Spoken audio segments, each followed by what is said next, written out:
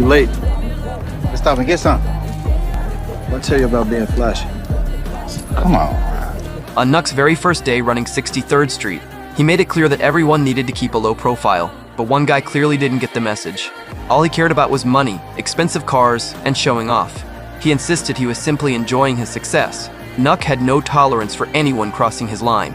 Then, without warning, a gunshot shattered the silence. Everyone froze. With a single act, Nuck reminded everyone who was really in charge of 63rd Street, and once again, he delivered a clear warning to the people around him. Please, don't be this nigga. Be quiet and lay low. In an effort to help Nuck fit into higher social circles, he was brought to a gathering filled with some of Chicago's wealthiest people. Before long, the pastor introduced him to a businessman, but the man seemed distracted. His eyes constantly drifted elsewhere.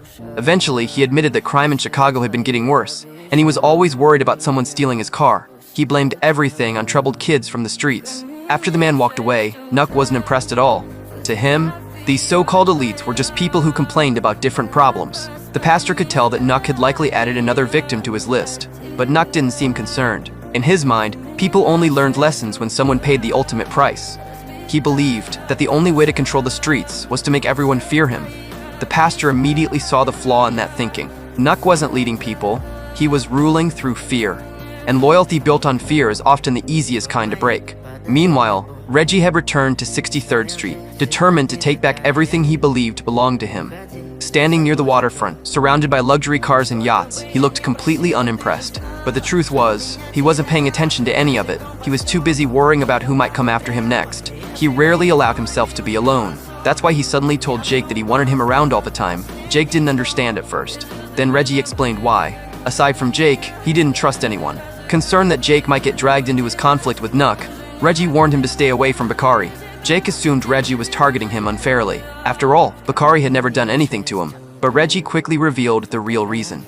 Bakari answered to Nuck. At Khalil's funeral, the pastor stood before the crowd and prayed for the young man who had lost his life. He spoke out against street violence, condemning the way it continued to take young lives. Then his eyes landed on Nuck, because he knew exactly who was sitting in the audience, the man responsible for Khalil's death. After the service ended, the pastor walked straight up to Nuck. He asked him a simple question. Had he come to honor the dead, or just to make sure Khalil was really gone?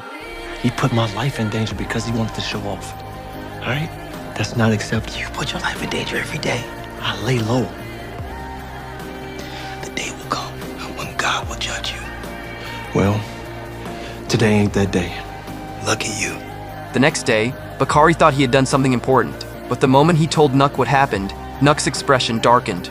Not long earlier, detectives had already begun looking into Reggie. With multiple killings happening around 63rd Street, law enforcement was paying close attention to the area. Bakari's actions had only created more leads for investigators to follow.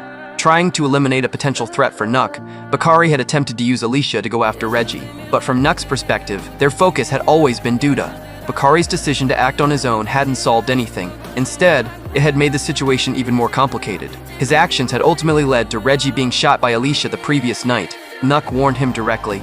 Until he was given permission, he was not to make another move on his own. Meanwhile, Jake reached out to some of Reggie's former associates, hoping they could help keep Reggie safe.